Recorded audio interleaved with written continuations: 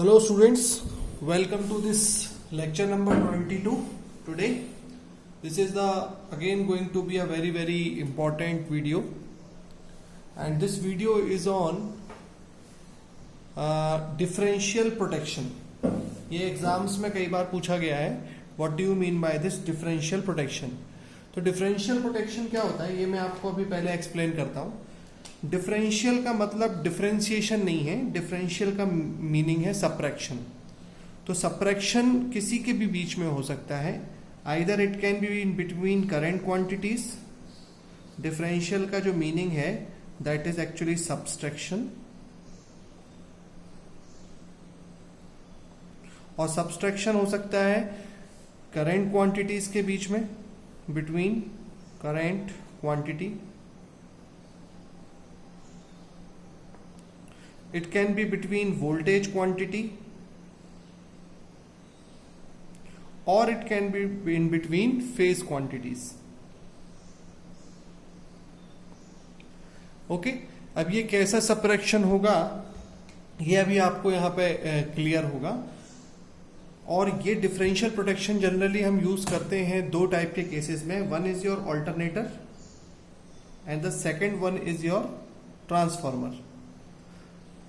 Alternator का और transformer का बीच में थोड़ा सा डिफरेंस ज्यादा आएगा, क्योंकि ट्रांसफार्मर के केस में हम थोड़े से डिफरेंट टाइप्स के डिफरेंशियल प्रोटेक्शन पढ़ेंगे. ऐसा क्यों करेंगे ये मैं पहले से अभी से बताता हूं आपको. क्योंकि स्टूडेंट्स जो अल्टरनेटर होता है उसमें एक हमारा स्टेटर होता है, एक रोटर होता है. ओके, आइदर इट इज और आइदर क्या है, 3 फेज होता है. तो हम इसमें कभी भी turns ratio does not change.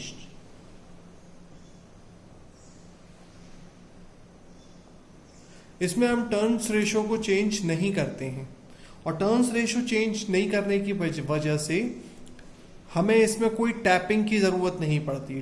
तो जब भी जो भी प्राइमरी नंबर ऑफ टर्न्स हैं और जो भी सेकेंडरी टर्न्स हैं, चाहे वो स्टेटर हो चाहे वो रोटर हो, उसकी कभी भी उसमें टैपिंग की जरूरत नहीं है कि हम उसकी टर्न्स को चेंज कर रहे हैं. तो टर्न्स चेंज ना करने की वजह से क्या इफेक्ट पड़ेगा आगे ये अभी आपको देखने मिलेगा. But in the case of transformer आप देखते हो हम कभी भी उसका सेकेंडरी का और प्राइमरी का टर्न्स चेंज करते हैं ताकि हम रिक्वायर्ड वैल्यू ऑफ करंट या वोल्टेज पा सकें. तो there is a probability that there can be a change of turns ratio in the transformer. और इस वजह से टर्न्स रेशो की वजह से हम अल्टरनेटर का और ट्रांसफार्मर का जो डिफरेंशियल प्रोटेक्शन स्कीम है इसमें थोड़ा सा एक डिफरेंस आ जाता है. Okay, so let's study what is this differential protection. तो ये डायग्राम देखते हैं. Let's see this diagram. ये एक नॉर्मल कंडीशन का डायग्राम है. Normal condition. आई होप ये एक पतले पेन से मार्कर से मैंने बनाया है तो it is clear to you. ये क्या है ये डायग्राम ये समझते हैं. इस डायग्राम में ये मैंने इस तरीके से स्ट्रेट बना दिया है मैंने अपनी स्टेटर वाइंडिंग को. This is my alternator windings. ये मेरी अल्टरनेटर की वाइंडिंग है और मैं ये समझ रहा हूं कि इस अल्टरनेटर की वाइंडिंग से कोई करंट जा रहा है. किस तरफ जा रहा है? लोड की तरफ. ठीक है, टावर्स ट्रांसमिशन लाइन की तरफ जा रहा है. तो अब होगा क्या, मैंने इस अल्टरनेटर वाइंडिंग के दोनों साइड, इस left and right, primary and मतलब यहां से करंट बाहर निकल रहा है और जहां मतलब primary and secondary both ends पर वाइंडिंग के, स्टेटर एंड रोटर के बोथ एंड्स पर मैंने 2 करंट ट्रांसफार्मर यूज किए हैं. एक करंट सीटी ये है और दूसरी साइड तरफ सीटी में यूज करूंगा यहाँ पर. और सपोज कीजिए इसका जो रेशो है वो है 200:1. 200:1 का क्या मतलब होता है कि सपोज 1000 अगर 200 एम्पियर करंट जा रहा है तो ये करंट ट्रांसफार्मर की सेकेंडरी वाइंडिंग में कितना दे देगा? 1 एम्पियर. लेकिन मैंने अगर अज्यूम किया है कि 1000 एम्पियर करंट यहाँ पर फ्लो हो रहा है, 1000 एम्पियर करंट, तो यानी कि इसका मतलब ये हो गया इस वाइंडिंग में आ जाएगा मेरा 200 को अगर ये 1 करता है तो इस वाइंडिंग के करंट ट्रांसफार्मर में चला जाएगा सेकेंडरी वाइंडिंग में कितना, प्राइमरी में 201 कर देंगे तो 5 एम्पियर्स। तो 5 एम्पियर करंट हम अज्यूम कर लेते हैं कि 5 एम्पियर करंट यहां से इसमें एंट्री कर ले जाएगा और यहां पर भी 5 एम्पियर करंट। अब होगा ये कि अब मैं इसमें एक ऐसा सर्कुलेटिंग पाथ बना देता हूं। सर्कुलेटिंग पाथ का क्या मतलब होता है, और इसको भी हम सर्कुलेटिंग पाथ और या फिर सर्कुलेटिंग करंट भी कहते हैं, सर्कुलेटिंग करंट्स। अब हम इसकी इक्वेशन कुछ इस तरह बनाएंगे कि अगर मान लीजिए मैंने एरो इस तरफ से ऐसे जूम किया है या एरो इस तरफ से यूं जूम किया है, तो मैं कह रहा हूं ये भी 5 एम्पियर चला आ रहा है और यहां पर भी 5 एम्पियर है। तो एक काम करता हूं, मैं यहां पर ऐसे 5 एम्पियर ले लेता हूं जो एरो, ताकि यहां पे ये सीरीज हो जाए, और ये 5 एम्पियर और ये 5 एम्पियर मैंने सर्किट कंप्लीट कर दिया ये इस तरीके से सर्कुलेटिंग करंट को बना के। It is clear to you. ऐसा करने से क्या हुआ, ऐसा करने से अब ये बीच में ये कॉइल कौन सी लगी है बेटा, ये कॉइल लगी है मेरी relay coil. This is the relay coil. ये रिले कॉइल में अभी फिलहाल जब नॉर्मल ऑपरेटिंग कंडीशंस है तो रिले कॉइल में जो करंट है वो है 0 एम्पियर, और जब 0 एम्पियर करंट है तो रिले कॉइल ऑपरेट नहीं करेगी। अब मैं एक बात करता हूं आपसे एक एबनॉर्मल कंडीशन की। Let me talk to you about abnormal condition.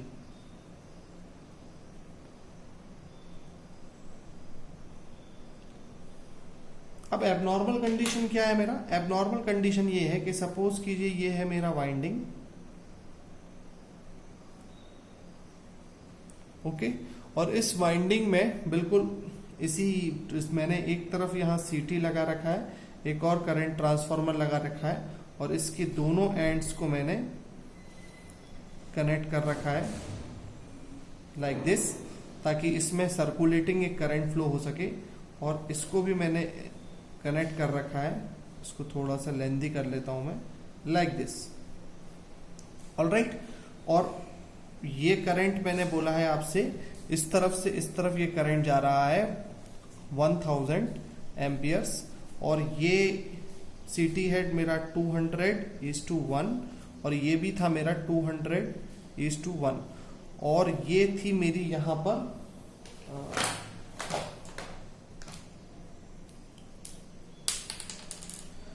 ये है मेरी रिले कॉइल। मैंने डायग्राम वो वाला दोबारा बना दिया। अब होना ये है कि suppose there is a fault, यहां पर एक फॉल्ट आया, फॉल्ट, इस फॉल्ट की वजह से ये जो मेरा 1000 एम्पियर करंट है, अब ये मान लीजिए ये कुछ डिस्टर्ब हो गया। ये डिस्टर्ब किस तरीके से हुआ कि अब 1000 एम्पियर करंट की ये होने की वजह से मान लीजिए कि करंट यहां पर अंदर, फॉल्ट का मतलब there will be a abrupt increase in the current here. तो मैं मान लेता हूं कि यहां पे अंदर जो करंट है वो है अंदर, ये जो इसके अंदर जा रहा है वो चला जा रहा है मान लीजिए 500। तो यहां पर इस साइड आपको मार्किंग गिवन रहती है, आपको एमीटर से आप पता भी कर लेते हो मीटर रीडिंग, और मान लीजिए इस तरफ आपको ऐसी गिवन है 1000 और 500 ले लेता हूं मैं इसको। ये आपको कंडीशन गिवन है। तो अब ऐसी कंडीशन में क्या हुआ, फॉल्ट की वजह से जो करंट का जो सिस्टम है वो चेंज हो गया है। ये फॉल्ट की वजह से 1000 एम्पियर करंट अब सीटी में था, तो इसकी वजह से मेरा ये 1000 एम्पियर करंट है, यानी कि मैं ऊपर ले लेता हूं 200:1, यानी 1000 का ये ऊपर चला जाएगा मेरा मान लीजिए 5 एम्पियर्स, ठीक है। और यहाँ 5 एम्पियर यहाँ ऊपर ऐसा आ गया, ऑलराइट। और यहाँ पर भी मुझे ऐसे इसकी दोनों तरफ 5 एम्पियर ही चाहिए, ठीक है, ये ऐसे आता हुआ। और यहाँ पर अब 500 है इस तरफ, क्योंकि बाकी 500 तो इधर चला गया फॉल्ट में, तो इस 500 की वजह से अब यहाँ पर कितना हो जाएगा 200:1 में 2.5 एम्पियर है ना, क्योंकि अब यहाँ पर इस करंट ट्रांसफार्मर में 500 एम्पियर है, तो 2.5 एम्पियर को इन दोनों वायर्स को कहते हैं पायलट वायर्स, जो कि ऐसे अरेंजमेंट करने के काम आते हैं, इनको पायलट वायर्स बोलते हैं। तो अब क्या होगा, अब 2.5 एम्पियर करंट को मुझे बैलेंस करना है, तो 2.5 एम्पियर को मैं कैसे बैलेंस करता हूँ, मैं काम करता हूँ यहाँ पे ऐसे आता हुआ 2.5 ले लेता हूँ और ऐसे जाता हुआ 2.5 ले लेता हूँ। तो ये वाला आता हुआ 2.5 है, आप कैसे भी डायरेक्शन अज्यूम कर सकते हो स्टूडेंट्स, लेकिन बस एरोज बैलेंस होना चाहिए। This is also 2.5। तो आप देखो यहाँ से 5 आया, यहाँ 2.5 गया, इट मीन्स अब यहाँ पर इस रिले कॉइल को 2.5 एम्पियर करंट मिल गया है। और अगर इसको 2.5 एम्पियर करंट मिल गया है, that means this is not a normal condition. Relay को करंट मिलने का मतलब कॉइल विल ऑपरेट। तो it is very very good कि अगर there is a phase difference और अगर कोई ये इंटरनल फॉल्ट होता है तो इस तरीके का प्रोटेक्शन बड़ा अच्छा होता है। इंटरनली फेज डिफरेंस प्राइमरी और सेकेंडरी वाइंडिंग के बीच में हम ऐसे करंट ट्रांसफार्मर को लगा के बहुत इजीली अपने सिस्टम को प्रोटेक्ट कर पाते हैं। This is known as differential protection. अभी ये जो प्रोटेक्शन सिस्टम है ये अल्टरनेटर के लिए मैंने बताया है। अल्टरनेटर के लिए ये बहुत इजी है और मतलब ये वाला हम सिस्टम एप्लीकेबल कर सकते हैं because there is a no change of voltage ratio भी मैंने बताया। और वोल्टेज रेशो चेंज होने की वजह से क्या प्रॉब्लम आएगा ट्रांसफार्मर में, ये मैं अभी आपसे डिस्कस करता हूं। लेकिन उससे पहले कि सपोज कीजिए एक और टाइप का अरेंजमेंट इसमें हम कर सकते हैं। अगर मान लीजिए कोई हमें क्वेश्चन में ये गिवन नहीं है इस तरह से, it is not given to you like this. अगर क्वेश्चन में हमें गिवन है कि मान के चलो फॉल्ट इतना एब्रप्ट है कि ये इतना ज्यादा फॉल्ट करंट इतना ज्यादा करंट है कि this fault current is suppose वो मेंशन्ड है कि वो 3000 एम्पियर्स है। तो 3000 एम्पियर्स को हम कैसे लेंगे, तो 3000 एम्पियर्स को हम ऐसे लेंगे कि यहाँ आपको गिवन होगा कि यहाँ पर से भी 1000 एम्पियर जा रहा है और सपोज करो यहाँ से 2000 एम्पियर्स एंट्री कर रहा है। तो 2000 एम्पियर्स का मतलब क्या हो गया कि अब मेरी पूरी वाइंडिंग में जो करंट्स हैं वो चेंज हो जाएंगे।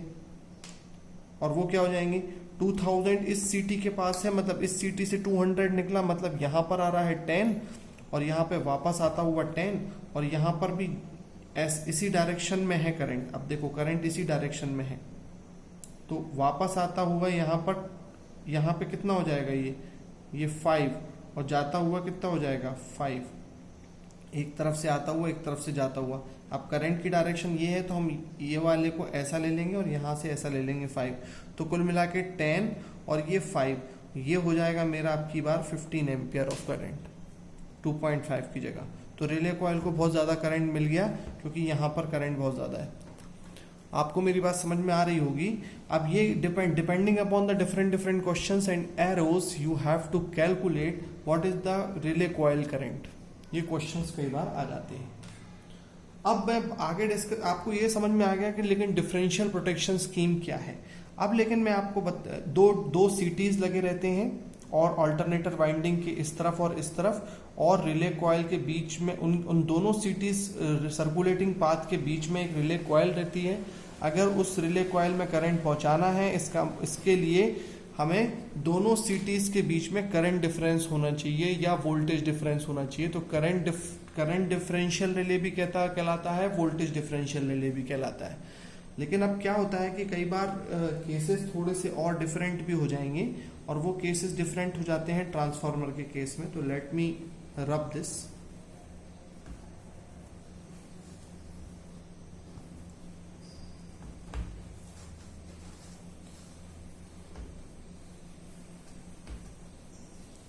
तो अब ट्रांसफार्मर के ये वोल्टेज ट्रांसफार्मर के केस में क्या प्रॉब्लम होती है ये देखते हैं हम। तो सिंपल सी बात है, हम फिर पहले एक ट्रांसफार्मर अज्यूम कर लेते हैं कि let this is a transformer जिसकी एक प्राइमरी साइड होगी एक सेकेंडरी साइड होगी और ये एक मैंने मान लेता हूँ ये सर्किट ब्रेकर्स हैं यहाँ पर, और हमने यहाँ पर एक करंट ट्रांसफार्मर लगा रखा है, यहाँ पे दूसरा, इसकी एक वाइंडिंग ये रही, इसकी एक वाइंडिंग ये रही। अब इसको नीचे लेके आते हैं, इसको भी नीचे लेके आते हैं। अब हम फिर से इसको लेके आते हैं नीचे और इनको हम सिंपली कनेक्ट कर देंगे। मतलब हमने एक सर्कुलेटिंग बस पाथ बना रखा है दोनों, और ये है मेरा transformer.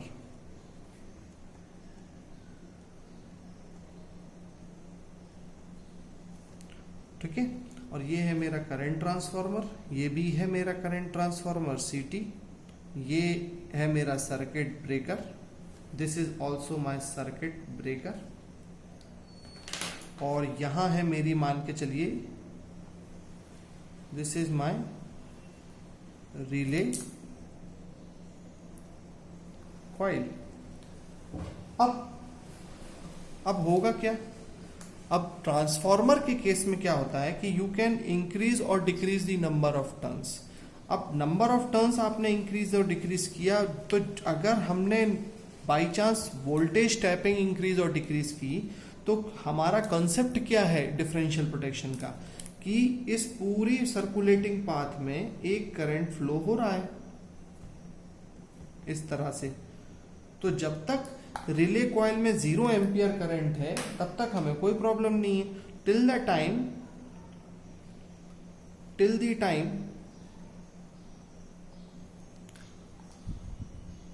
The time relay coil has, I hope it is visible, till the time relay coil has 0 ampere current,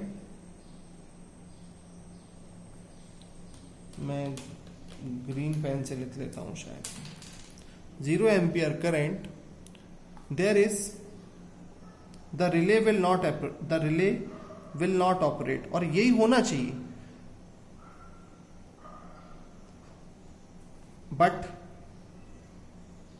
the relay operates when there will be current in the relay coil। और relay coil में current कब होगा बताइए, relay coil में current fault की condition में होगा। सो relay coil will have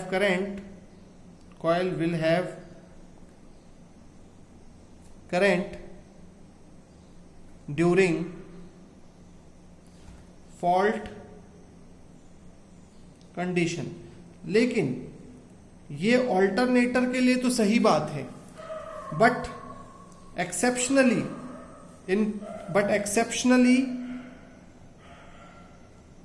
in transformers, but exceptionally transformer के केस में क्या होता है, ट्रांसफॉर्मर के केस में क्या होता है कि हमारा जो ट्रांसफॉर्मर है इसका टर्न्स रेशियो चेंज होता जाता है, टर्न्स रेशियो चेंज होता है। तो हम लिखेंगे यहां पे turns ratio changes, which changes current in the secondary in the CT in the current transformer में आपका करंट भी चेंज हो जाएगा। अब देखो यहां क्या होगा, अगर आपका यहां टर्न्स रेशियो चेंज हो गया तो जो बैलेंस बना हुआ है वो बैलेंस टर्न्स रेशियो चेंज होने की वजह से वो बैलेंस चेंज हो जाएगा। तो there will be the change of current in the transformer coil. क्यों? क्योंकि आप जानते हो कि जो करंट है I1 by I2 that is equal to N1 by N2, sorry N2 by N1। और अगर यहां पर सेकेंडरी साइड या प्राइमरी साइड तरफ करंट चेंज होगा, तो करंट अगर चेंज होगा तो करंट ट्रांसफार्मर को ये बात समझ में थोड़ी ना आएगा कि वो फॉल्ट के कारण चेंज हुआ है या नॉर्मल वोल्टेज टैपिंग चेंज होने के कारण चेंज हुआ है। वो तो यही समझेगा कि करंट बस चेंज हो गया। करंट चेंज हो गया तो रिले कॉइल में चला जाएगा करंट आपका, और ये आपको प्रॉब्लम क्रिएट करेगा। तो ये प्रॉब्लम को रेक्टिफाई कैसे किया जाए, इस प्रॉब्लम को रेक्टिफाई करने के लिए, और पहले तो प्रॉब्लम्स को पूरी अच्छी तरीके से समझा जाए कि प्रॉब्लम क्या है। तो प्रॉब्लम्स क्या है, प्रॉब्लम्स है क्या, प्रॉब्लम्स है नंबर 1 टैप चेंजिंग। पहली प्रॉब्लम थी मेरी टैप चेंजिंग, तो मैंने अभी आपको बताई। और दूसरी प्रॉब्लम है मेरी, एक करंट होता है जिसको हम बोलते हैं magnetic inrush current. Magnetic inrush current. अब ये करंट क्या होता है, तो इस करंट को मैं बोल देता हूं, आप इसको नोट डाउन कर लीजिएगा कि जब करंट, जब ट्रांसफार्मर नया नया रहता है तो उस समय क्या होता है कि ट्रांसफार्मर की जब टेस्टिंग हो रही होती है, जब स्टार्टिंग रहता है, तो उसमें एक मैग्नेटिक करंट फ्लो करता है जिसको हम बोलते हैं मैग्नेटिक इनरश करंट। और मैग्नेटिक इनरश करंट तो होता ही है, वो थोड़ी देर के लिए रहता है और फिर चला जाता है। वो करंट के कारण भी ये रिले कॉइल अगर ऑपरेट करेगी तो दैट इज नॉट करेक्ट। तो मैग्नेटिक इनरश करंट एक problem, tap changing is the second problem. तो इन दोनों प्रॉब्लम्स को रेक्टिफाई करने के लिए हम लोग क्या करते हैं, इसी सेम सिस्टम में हम अब इसको डिफरेंशियल प्रोटेक्शन की जगह we will use percentage differential relay. हम परसेंटेज डिफरेंशियल रिले का कॉन्सेप्ट यूज करते हैं अब किसमें, इसमें। और इसको बायस्ड डिफरेंस रिले भी बोला जा सकता है, बायस्ड डिफरेंशियल रिले। तो ये कैसे, ये कॉन्सेप्ट कहां से आया, परसेंटेज डिफरेंशियल रिले का और बायस्ड डिफरेंशियल रिले का ये कॉन्सेप्ट आया है हमारा, क्योंकि in order to overcome the demerit कौन से हैं, टैप चेंजिंग अगर होगी या मैग्नेटिक इनरश करंट आएगा तो हम कैसे डील करेंगे। तीसरी और सबसे इंपॉर्टेंट बात ये स्टूडेंट्स कि जो रिले सर्किट होता है वो पावर ट्रांसफॉर्मर्स में ही यूज किया जाता है। It is used, relay circuits are used, मैं इसको पहले बता देता हूं। रिले सर्किट्स, रिले, एक और पॉइंट आप लिख लीजिएगा इसको कि relay circuits are costly, so they are used in power transformers or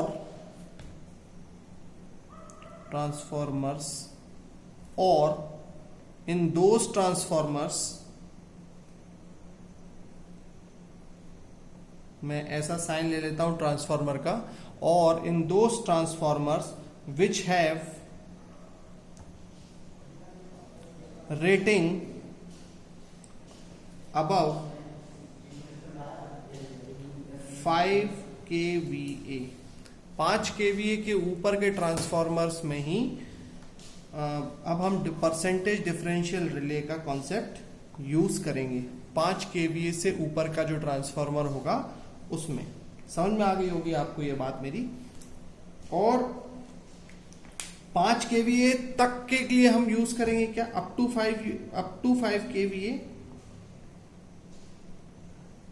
5 kVA हम फ्यूज यूज कर सकते हैं। We can use fuse. You have the study of fuse also in your this course. I will cover this in upcoming videos. अब हम क्या करते हैं आज के वीडियो में, अभी और आगे परसेंटेज डिफरेंशियल रिले का कॉन्सेप्ट समझने की कोशिश करते हैं।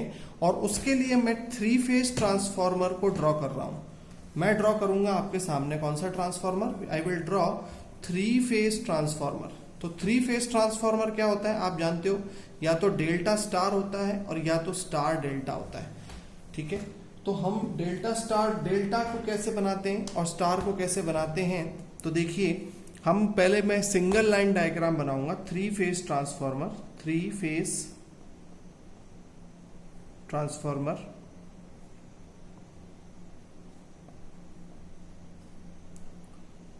तो 3 फेज ट्रांसफॉर्मर में हम डेल्टा स्टार ट्रांसफॉर्मर बनाने की कोशिश करेंगे। तो डेल्टा स्टार ट्रांसफॉर्मर क्या होगा, this is the delta winding,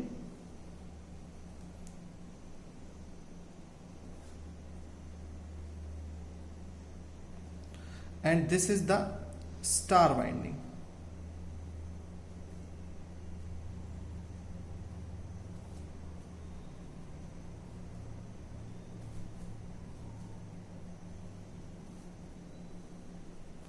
so this is your delta and this is star, और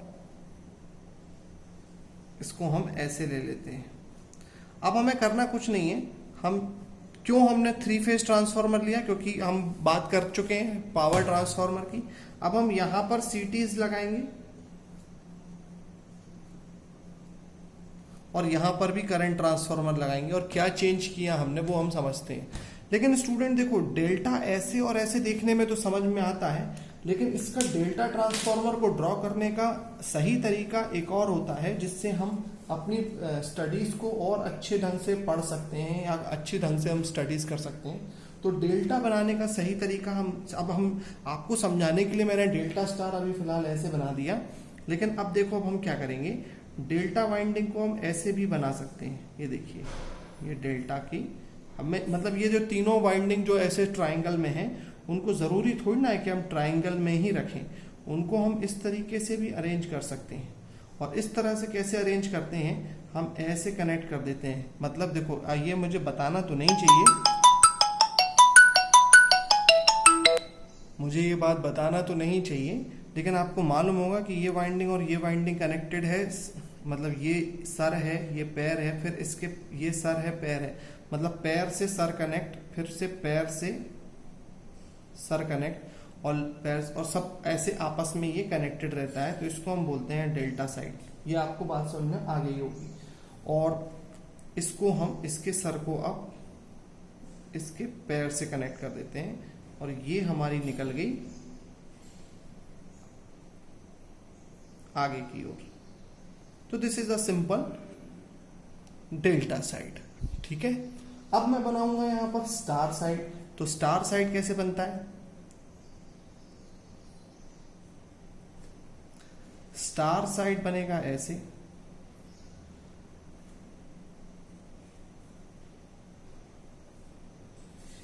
और इस स्टार साइड को मैं मतलब तीनों के जो सर हैं उनको जोड़ दो एक पॉइंट पर, और इसको कर दो आप ग्राउंड।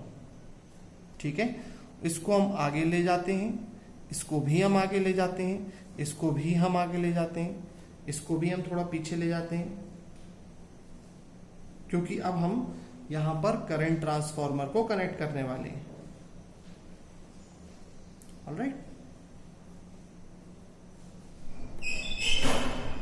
तो करंट ट्रांसफार्मर को कनेक्ट कैसे करेंगे स्टूडेंट, इस बात का ध्यान रखना, हमेशा 3 फेज ट्रांसफार्मर में एक प्रॉब्लम रहता है, और वो प्रॉब्लम आता है कि क्यों उसकी जो वाइंडिंग है 3 फेज ट्रांसफार्मर, ये थोड़ा सा इसका कलर डिम हो जाता है स्केच पेन्स का, तो आई होप मैं डार्क करता तो जा रहा हूं, it is visible to you.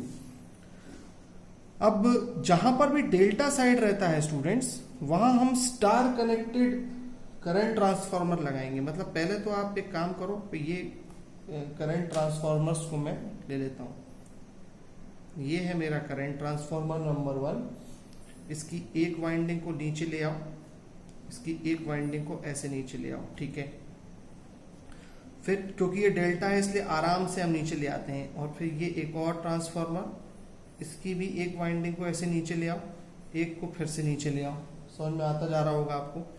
और फिर एक और ट्रांसफार्मर इसी के नीचे बनाओ, इसको भी एक को नीचे लेके आओ, इसको भी नीचे लेके आओ। अब देखो, तीनों को अगर स्टार कनेक्ट करना है तो इनके सरों को एक साथ कनेक्ट कर देते हैं।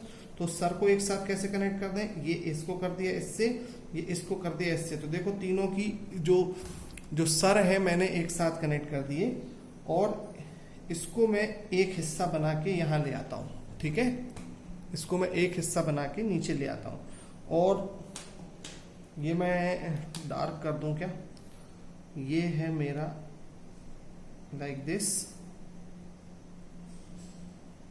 ये इसकी एक साइड, इसकी दूसरी साइड, और इसकी तीसरी साइड इस तरह से मैंने कनेक्ट कर दी। ये सीटीज हो गए मेरे तीनों। और इसके बाद यहाँ पर और यहाँ पर हम एक कॉइल लगाएंगे। ये अब आप लोग सोच रहे होंगे कि ये कौन सी कॉइल है, तो बेटा ये रिले कॉइल नहीं है, ये रिले कॉइल बिल्कुल भी नहीं है। रिले कॉइल और ये जो सबका बीच का ये आया था ये कनेक्शन, ये ऐसा। अब हम यहाँ पर क्या करेंगे, यहाँ तो हमने स्टार बना दिया, अब हम डेल्टा बनाएंगे। तो डेल्टा के लिए हमने फिर से 3 ट्रांसफार्मर लिए। सीटीज कैसे कनेक्ट करते हैं बताओ, सर को पैर से, है ना। अब ये 3 सर हो गए, तो ये 3 हो गए हैं मान लो सर, और ये जगह हो गई मान लेते हैं पैर। तो हम क्या करेंगे, पैर को सर से कनेक्ट कर दिया, पैर को सर से कनेक्ट कर दिया, और फिर इसके सर को इसके पैर से कनेक्ट कर दिया। और फिर हमने क्या किया, ये और ये निकाल के आए नीचे बेहतरीन ढंग से, समझ में आ गया आपको। और यहाँ से इसको लिया ऐसे, और अब ये जो एक लाइन है, ये एक लाइन है, और ये वाली ये जगह थोड़ी सी शॉर्ट हो गई, कोई बात नहीं, आप कनेक्शन समझ गए होंगे। ये ऐसा, ये ऐसा, और ये वाला ऐसा, सबसे नीचे वाला 3 फेज का नीचे, ये नीचे वाला मैंने नीचे लिया है, तो मुझे इसको लेके आना चाहिए यहाँ, इसको यहाँ, और ऐसा। तो अब मैं यहाँ से इसको यूं कनेक्ट कर देता हूँ, ये मैं कर देता हूँ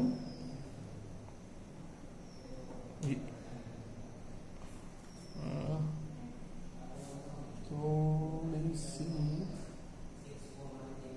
गड़बड़ी क्या हो रही है,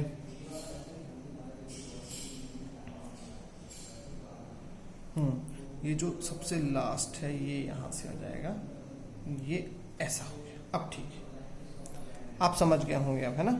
तो मैंने क्या किया, यहाँ ट्रांसफार्मर मेरा, ये वाला ट्रांसफार्मर मेरा डेल्टा है, ये ट्रांसफार्मर मेरा स्टार है। तो फेज शिफ्ट की प्रॉब्लम को अवॉइड करने के लिए मैंने क्या किया, सीटी को अब मैंने यहाँ पर स्टार किया, और यहाँ पर सीटी को मैंने किया है डेल्टा। और इस तरीके के अरेंजमेंट में इस कॉइल और इस कॉइल के बीच में 3 हम कॉइल लगाएंगे। अब एक कॉइल लगेगी यहाँ इसके बीच में, एक कॉइल लगेगी यहाँ इसके बीच में, और एक कॉइल लगेगी यहाँ इसके बीच में। और इन तीनों कॉइल को, ये कॉइल और ये कॉइल, इन तीनों कॉइल को हम बोलेंगे रिले कॉइल। और इस पूरे कॉन्सेप्ट में ये वाली जो कॉइल है, इस कॉइल को हम बोलते हैं रिस्ट्रेनिंग कॉइल।